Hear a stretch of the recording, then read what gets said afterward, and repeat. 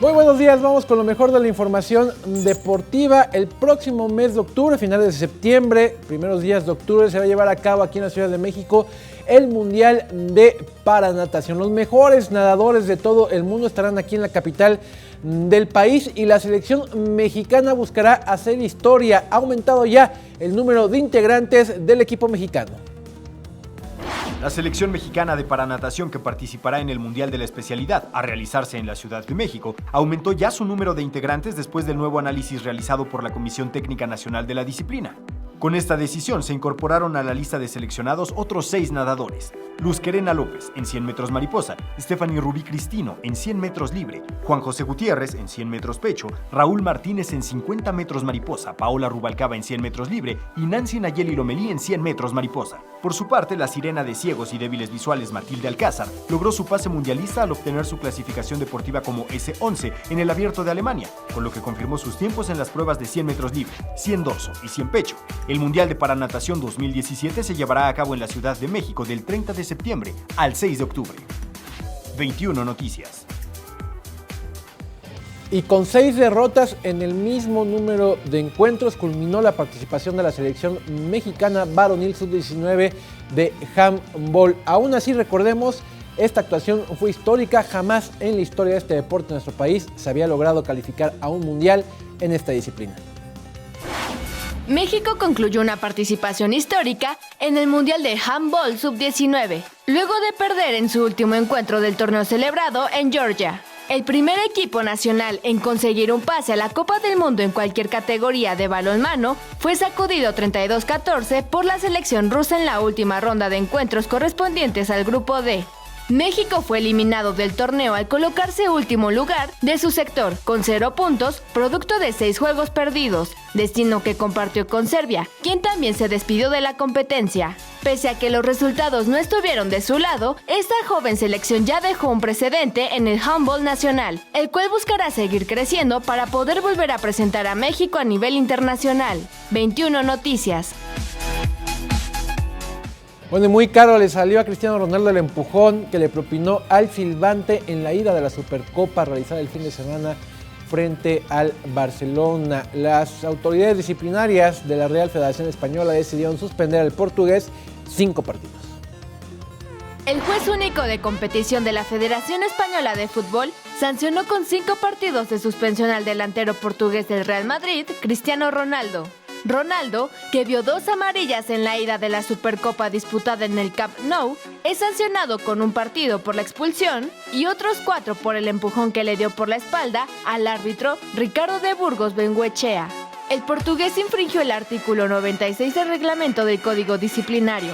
Asimismo, el jugador del conjunto merengue será multado con 3.005 euros, mientras que el Real Madrid tendrá que pagar 1.400 más. Esto de acuerdo a lo citado en el artículo 52. 21 Noticias.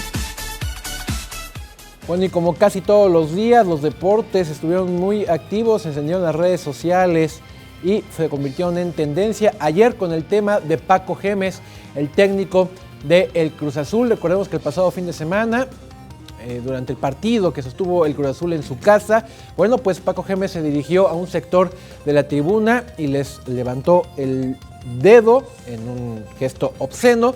Esto no pasó desapercibido para la Comisión Disciplinaria de la Federación Mexicana de Fútbol, que ha abierto una investigación que seguramente terminará en una sanción, en una suspensión para el técnico de la máquina cementera, que por su parte se defendió y dijo que no iba dirigida esta grosería en contra de la afición de Cruz Azul, sino contra un individuo en específico que, según él, había insultado a sus 2 hijas que se encontraban en esa parte de la tribuna, sus hijas menores de edad. Así que Gémez otra vez en el ojo del huracán, y de esto estuvieron hablando ayer las redes sociales. Es noche de martes, noche de Copa MX, arranca una semana más de actividad en este torneo. A las 7 de la noche la Franja recibe a Xolos en su casa, Celaya a Monterrey, 6 minutitos después Querétaro al Pachuca, y a las 9 de la noche cierra la actividad este día con 2 encuentros, uno de ellos en Torreón, Santos frente a los Bravos de Juárez, y aquí en la capital del país el Cruz Azul, que ya vimos en qué lío está metido su técnico, frente al Atlético Zacatepec. Y bueno, Juan, no sé qué le saben, ayer lo decía en la noche con Alejandro Broff, no sé qué le saben a los americanistas, ya me lo diría Alejandra Gallardo, que vamos a ver lo que les presentaron ayer. sacaron a la venta esto y lo hicieron, lo presentaron. Venga, lo del América, ahí está. Es el vino oficial del América, se llama Coloso, y fue Miguel Herrera junto con Santiago Baños, el presidente del equipo, los que lo presentaron. Ya está a la venta, así que todos los americanistas pues ya pueden ir a comprar su vinito. Insisto, algo le saben a los americanistas, ¿no? Algo será. Algo será, por algo les hacen su vino. Y bueno, ya para despedirme, Juan, te voy a mostrar este video. Se trata es un ciclista, él es italiano, su nombre es, no me lo aprendí, pero déjame ver mi acordeón, Vittorio Brumotti. Vittorio Brumotti fue un ciclista profesional y de pronto el tipo vio que tenía habilidades con la bicicleta, pero para hacer cosas más extremas. Y se ha convertido en toda una sensación alrededor del mundo. Te enseño la última de ellas, realizada en Kazajistán. Ve lo que hizo.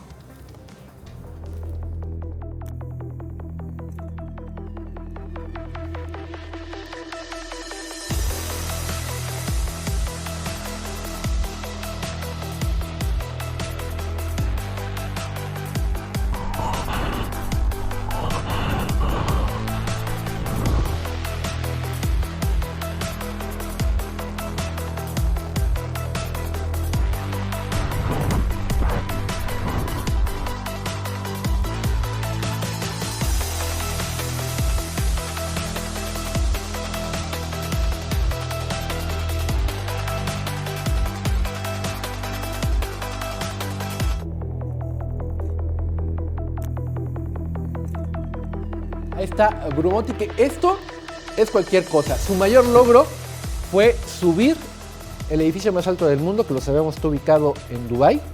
Tardó 2 horas y media en subirlo, escalón por escalón, en su bicicleta. Es toda una celebridad. El tipo, la verdad, como ciclista profesional, pues digamos que no fue muy brillante. Vio que esto del deporte extremo le sirvió mejor y hoy tiene contratos millonarios como modelo, porque aparte está galanzón el tipo, le quitas el casco y está medio galán. Entonces es modelo, es conductor en Italia, conduce un programa de variedades y aparte se da tiempo de hacer cosas como estas y subirlas en sus redes sociales y en su página personal. Ahí está este ciclista, esto lo hizo en Kazajistán, es su última hazaña, pero ha hecho cualquier cantidad de cosas de este tipo. Es impresionante lo que hace. Impresionante, a mí me dio vértigo nada más de verlo desde este lado, atrás de la pantalla, ahí arriba del puente. Entonces me dices que corrían. Él era ciclista, sí, o sea. Sí, como de los de Tour de France. Sí, como esos, ya. Pero la verdad es que le fue mal ahí. Sí. ¿No? Entonces, no perdamos la esperanza, Juan. No perdamos la esperanza. Nos podemos retirar de la conducción, de salir a cuadro. Y una de esas nos andamos colgando de todos los puentes del mundo y nos va mejor. Y guapos somos ya, entonces también nos podemos ganar contratos millonarios, ¿no? A lo mejor Armani alguien nos busca. Seguramente. Juan, fue la información deportiva. Muchísimas gracias. Muchas gracias.